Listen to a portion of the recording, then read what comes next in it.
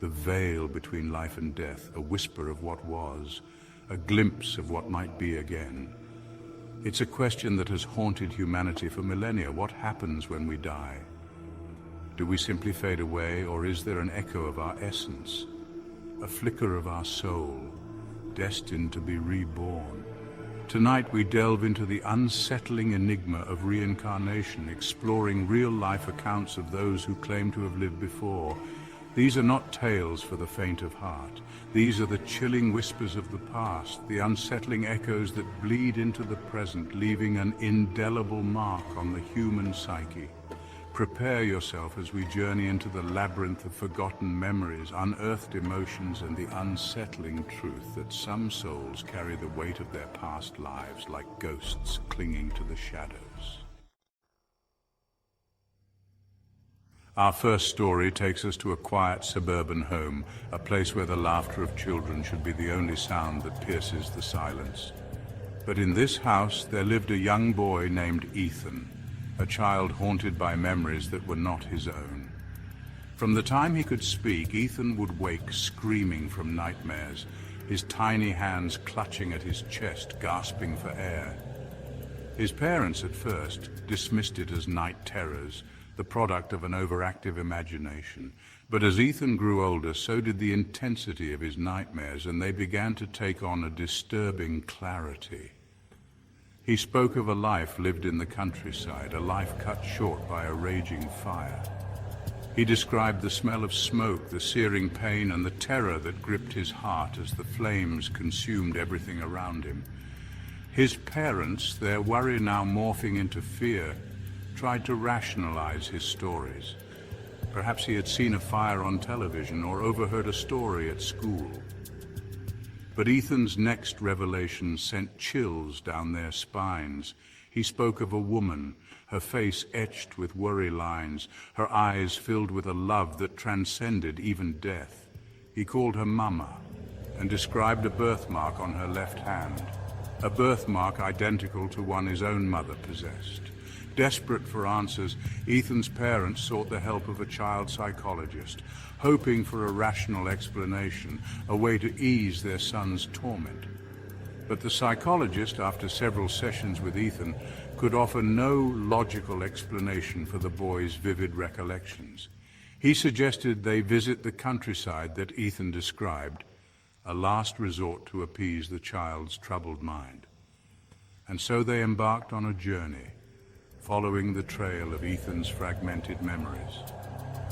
They drove for hours until they reached a quaint village, nestled amidst rolling hills, a place eerily familiar to the young boy. Ethan, his eyes wide with a mixture of fear and recognition, led them through the winding streets, stopping at the charred remains of a farmhouse. The sight of the ruined building sent shivers down his parents' spines. It was as if Ethan had led them to the remnants of his past life, a tangible connection to a time and place they could never truly comprehend. As they stood there, amidst the ashes and debris, Ethan pointed to a spot on the ground, his voice trembling as he whispered, "This is where I died. This is where the fire took me." The air grew heavy, charged with an unseen energy, as if the echoes of that tragic night still lingered in the air. Ethan's parents, their skepticism shattered, finally understood the depth of their son's torment. He wasn't just a child with an overactive imagination. He was a soul burdened by the weight of a past life, a life tragically cut short. Our next story plunges us into the realm of love and loss, a tale that transcends the boundaries of time and death. This is the story of Amelia, a woman haunted by a love that wouldn't stay buried, a love that reached out from beyond the grave. Amelia had always felt a profound sense of loneliness, an emptiness that gnawed at her soul. She longed for a connection, a love that ran deeper than the superficial relationships she had experienced. And then, one rainy afternoon, she met him. His name was Daniel. And from the moment their eyes met, Amelia felt an inexplicable pull, a recognition that whispered of a love destined to be. Their connection was instant, electric, as if they had known each other in a lifetime long past. They spent hours talking, sharing their deepest fears and desires, their souls intertwining like ivy clinging to an ancient wall. But there was a shadow that loomed over their burgeoning love, a secret that Daniel kept locked away in the depths of his heart. He would often grow distant, his eyes clouded with a pain that Amelia couldn't quite decipher. One day, as they strolled hand in hand through a crowded market, Amelia stumbled upon an antique locket, its silver surface tarnished with age. She picked it up, drawn to its intricate design, and as she opened it, she gasped. Inside, nestled against the faded velvet lining, was a miniature portrait of a young woman who bore a striking resemblance to Amelia herself.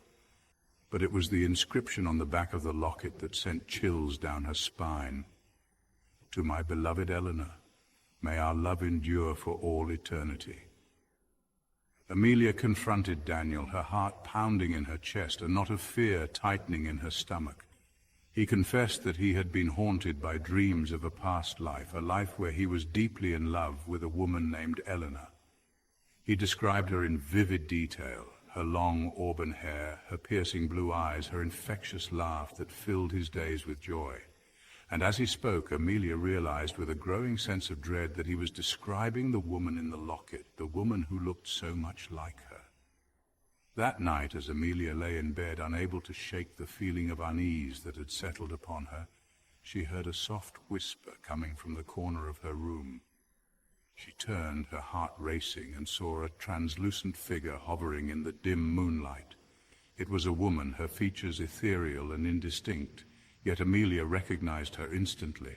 It was Eleanor, her eyes filled with a mixture of sadness and longing as she gazed upon Daniel, who slept soundly beside Amelia.